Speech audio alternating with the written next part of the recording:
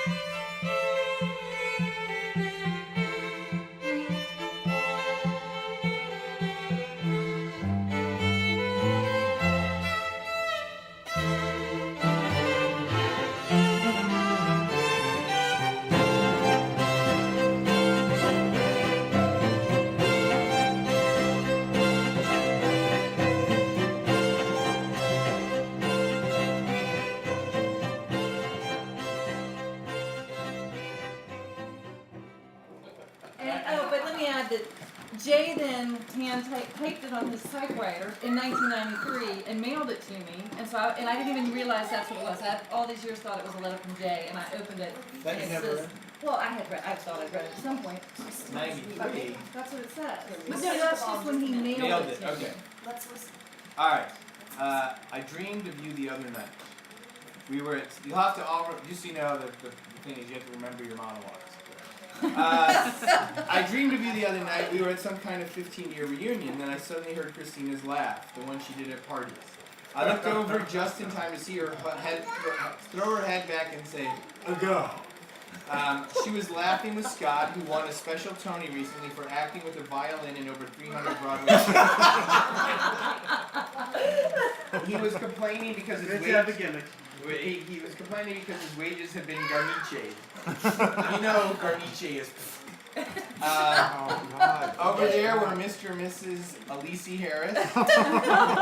Things appear to be going well for them. Art was the head of the Seattle theater, and Harry was doing well with her film career, although I think there was trouble in their relationship. Harry took me aside and said, "How do you hug a wall?"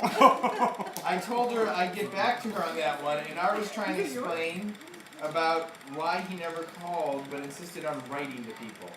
Some sort of Another monologue. reference, yeah. Zandy, fresh from playing Hamlet in Central Park, and unfortunately had forgotten my name, but she was upset because she kept saying, "You irritate me, Franny."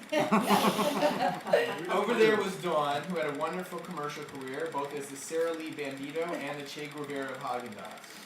That was a monologue, yeah. Tony, fresh from his 5th season at the Royal Shakespeare Company, told the crowd to tush! He had some question he had to answer like, "Who am I?"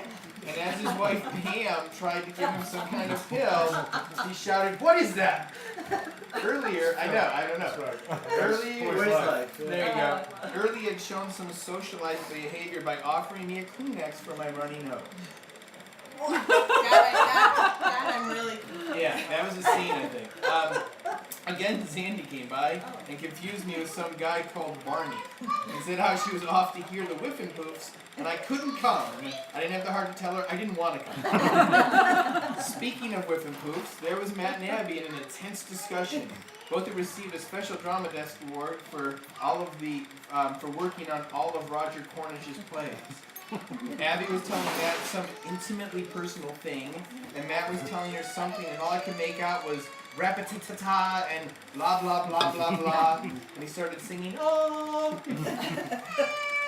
Right? Yeah, really, You really remember well. the conversation Yeah. That's a model. Jenny, working successfully off Broadway, couldn't remember my name either, but she saw me eyeing the 14-karat gold napkin holders and said, "Take it, Linda, take it." That was Jean Chandler. Yeah. Just then I heard Tom Minochi yelling, "Wake up!" to Michael Weiss. They had just finished their third Emmy-winning season of Cops with Hearts on NBC. Michael felt that Tom was overreacting. All he wanted to do was clean Tom's teeth. A peck, peck, peck, peck, peck. Finally, someone with sense, Olivia, who had been starring and directing at her own theater off Broadway, she was telling me how the 2000s were just the garbage of the 90s. And when I smiled, she said she knew that I didn't want to talk to her. I just wanted to look at her. I know, some monologue. I was about to disagree when Jesse, who has just signed a $1 million deal with his band, confused me with some kind of roadie. He said, "I know your name tag says Jim, but could I call you Connie? Connie, could you give me a bottle?" I went to get something for him. I saw Jay starting to duck out early. He owned half the theaters in New York and had shows playing in the other half. He hated butt smooching as he always did and just simply said, "Auf Wiedersehen and good night to us all." I wanted to tell him not to take that can of Budweiser with him as he was driving home, but I knew he knew how to handle the cops. Joanna, the current head of ABC casting, was trying to tell Christina a hugely not small thing. That Christina's soap contract had not been picked up for its 8th year. Christina just laughed wildly amid severest woe. Of course, we did. There was Bob and Zandy and Jesse in a corner. Bob was head of Yale, but not drama. He was a professor of chemistry. Part 5. Zandy and he relived the Bulls' first and only win back in '91, and Jesse reminded them of the current NBA champions, the Orlando Magic. And there was Reed, if only. filming all of this as a documentary, hoping to win his second Oscar.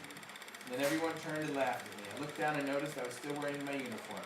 I glanced up at the clock and I knew it was time to make the donuts. I woke up from this dream and I realized, you know something? I still miss dancing with you. Is that a one-legged character? Yeah, he is like